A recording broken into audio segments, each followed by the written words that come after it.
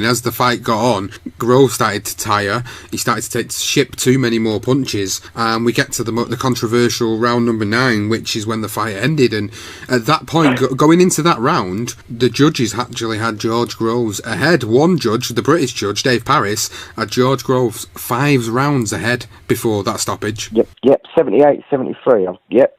And then the other two was 76-75, wasn't it? Yes. So it was a very close fight, as we was talking about. Dave Parris had it a lot wider than the other two judges, but it was quite clear that for most people watching at home and for the judges at ringside, that Groves was edging this fight. Groves was well into this fight, and then we get that flurry of combinations from Carl Froch on George Groves, and then he starts to wilt on the ropes, and then all of a sudden he starts to throw a few more combinations, and then Howard Foster felt like he'd seen enough. And Groves hanging on here, just holding and spoiling, trying to buy some time, but Froch smells blood here.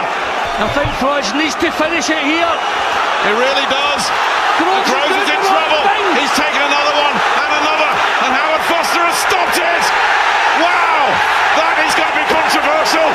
Steps in, ends the fight. George Groves is obviously complaining, he was still ready to go, and this is the big question that everybody asked, and what led to a second fight between the two of them was, could George Groves have continued? At the time when I first watched it, I would have said no. I still, even watching it after and then watching it again before we spoke, Sean, I think he does catch him, and he does sort of turn his back on him, but I don't think he's quite gone. I think he I would have lasted a round, and I think he deserved that chance. He's put Carl Froch down, and the referees allowed that to happen. And I think that's where maybe Howard Foster's... He got caught up in the fight, and I think, looking at Carl, he thought...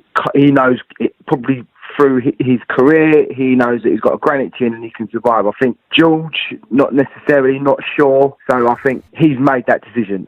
I was disappointed, and I think a lot of people were at the time. But if he didn't do that, if he didn't make that decision, we wouldn't have been in a situation to be where we went on for the rematch. So it's interesting, isn't it? That one poor decision that many people were very upset about actually, it elevated this fight into unbelievable numbers, which we'd never ever thought were ever possible, by going to Wembley and fighting in front of 90,000 people. So in actual fact, it sort of does a U-turn, doesn't it? And Howard Foster is actually impacted on what's gone on next with AJ on the undercard at Wembley as well, and one of his, as he's coming through, it all just sort of seemed to go from this decision, really. That's my opinion. Yeah, I think the writing was on the wall. I think other referees might have let that go on a little bit longer, maybe even only for a few more seconds longer before they actually said, right, actually that's enough. Howard Foster, obviously, he felt like at the time that was the right decision to make, and as you say, that decision actually had such a significant impact on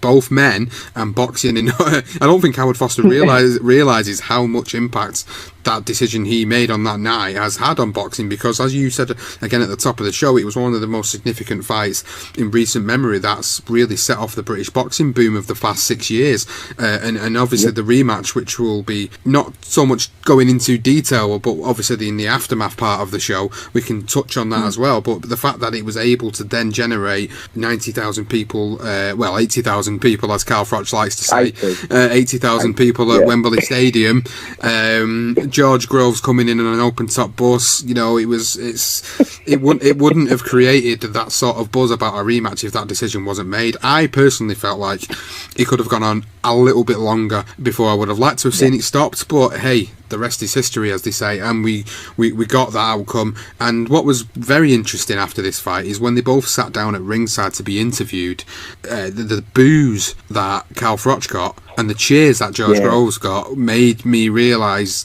how much George Groves had turned everything in his favour. Oh, he done a fantastic number. He done a great job. He was really...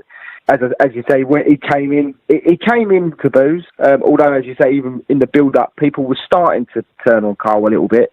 But he always had a good fan base, and obviously Groves not so much. And he'd come in underdog, not really going to do much, and then he goes and puts on a performance like that. And then with the decision as well, what Howard Foster decided to stop it as early as he did, it was unbelievable, really, how the crowd reacted. Every time Cole spoke, it was boos, wasn't it? And then it was massive cheers for George. And this shows you, what it wasn't even 12 rounds of boxing, 9 rounds, and the fans were swayed. It's quite beautiful, really.